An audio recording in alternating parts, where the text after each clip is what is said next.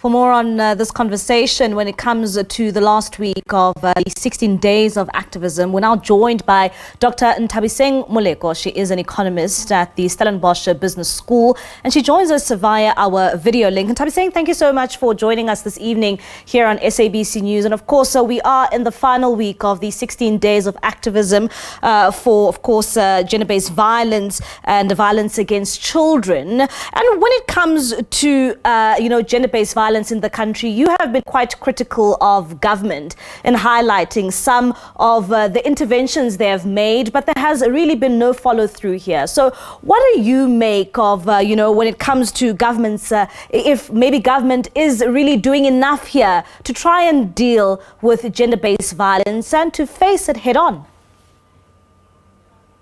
Thank you so much for having me, and a very good evening. I think, let's be honest, we have seen the state when they take pandemic seriously. We have heard of lockdown. All of us can recall 2021, 2020, when there was a pandemic, lives were threatened, and the government took systemic institutional resourcing and the necessary policing, and if necessary, the security cluster was called to assist the country in terms of responding to the pandemic. Now, there is a pandemic of unemployment, there's a pandemic of gender-based violence.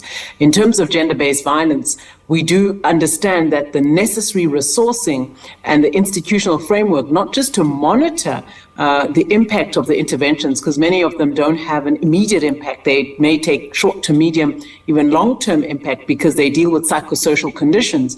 But I think some of the interventions that are immediate, that can enable access to justice for victims, that can enable the fast tracking of cases, that can enable the backlog of DNA and forensic results, that enable courts to process and the prosecutors to process many of these cases that are not completed yet in the justice system. The enablement from an economic perspective of labor absorptive sectors that can employ women in the main, young youth in the main, who may also be disenfranchised and are economically vulnerable because of the current socioeconomic situations they find themselves, dependent on some of the partners who are violent, and they end up in a poverty trap, if I can call it that, and they're unable to simply get up. So we have seen the instruments, the muscle, the vigor, the urgency, the statistics, the SABC, all the media houses would display every day on the statistics. There is no kind of urgency, and I'm not saying the government alone. I think all players, where there is a crisis, we need all of society, including communities, including faith-based organizations, civil society and the like, to come together to respond to the crisis at hand. It's not government alone, but I do believe with the financial muscle and the institutional muscle that the state has, much more can be done. And coming to government, I mean, they have come up with many plans in terms of how they plan to deal with gender-based violence in this country. But where do you think they are going wrong? The plans are there. What is the problem here when it comes to actually following through and seeing the implementation of these plans? Well, I think everyone talks about the implementation. I think the quality of the plans themselves comes to question. So if you've got the National Strategic Plan, which responds to gender-based violence. You also had the Emergency Response Action Plan, which was a response to the 2018 summit, which we saw with the Commission for Gender Equality report.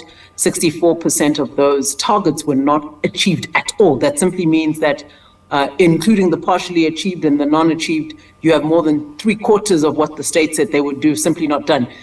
You also have the national police having their own strategy on GBVF, and you have a multiplicity of organizations that in the main are supposed to respond to the scourge. The effectiveness of plans should be measured, right? The effectiveness of any plan should have targeted indicators where you monitor and see, are we succeeding, if at least you're a government, and institutions that are interested in impact. So what we have seen with the Ministry of Police announcing quarterly statistics, sexual offenses are at over 13,000 in this quarter alone, rapes, 10,516 to be exact, murders are on the rise. What we see is the normalization of sexual violence against women and children, crime, murder, and the loss of life. And I think just the general lack of humanity that we are seeing within our society is showing you that not only are we losing I think we are morally bankrupt, which is not necessarily a state problem, but the architecture and accountability framework are not there. No one's being held accountable. Yet we know that there's billions allocated, actually to be exact, 112 billion to SABC this financial year in the medium-term budget, in the actual budget that is disbursed. So we are unable to hold to account the very institutions who have budget allocations, who have institutional mechanisms to actually measure and respond and see whether the impact and the methods that are being used are effective. And I think we're just simply not doing enough in terms of performance management. And Nthabiseng, when you talk about these budget allocations, and one would say that to fight the scourge of gender-based violence, I know that at least 1.6 billion rand has been targeted there by government, but you've taken us through those targets and they've completely missed those targets. So what would you say here this says about political will to fight gender-based violence in this country? Well, the unfortunate and the reality is that the coordination that is needed is simply not there. Because remember, this is a complex issue. It's a societal issue about the social norms, about people understanding what is objectification of women. Do our people, and particularly young men, even young women, the professionals, do we understand what is consent? The reason why we have rape that is so high, do we understand what is the drivers? We know that research shows that consent is something that may not be understood, together with inebriation, loss of capacity or incapacity because of the state of mind. So you lose cognitive ability, you impair your ability to make decisions when you're extremely drunk. However, that is not the cause of rape, because we know it's about power.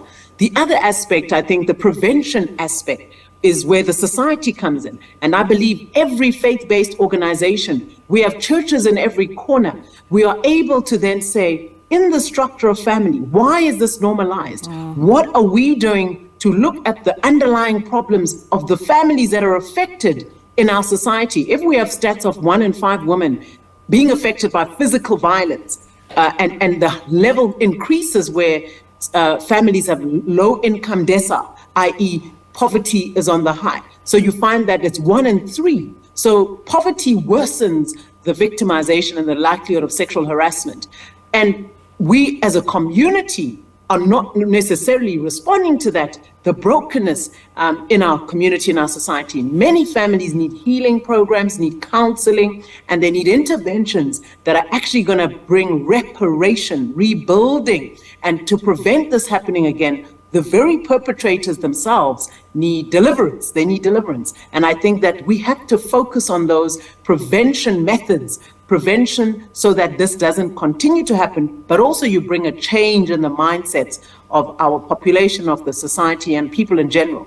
There are many harmful cultural norms and practices that we accept as norm, and yet they also breed this inequality. And I think these are some of the things that are not necessarily the job of government alone. And I must stress that. And I think that the state itself is not alone in this, but I think that we also have to come on board as a society. Dr. Nthabiseng, it's always a pleasure talking to you on the show. Thank you so much for your time and your contribution. That is Dr. Nthabiseng Moleko. She is an economist at the Stellenbosch Business School. They're weighing in on the final week of the 16 Days of Activism.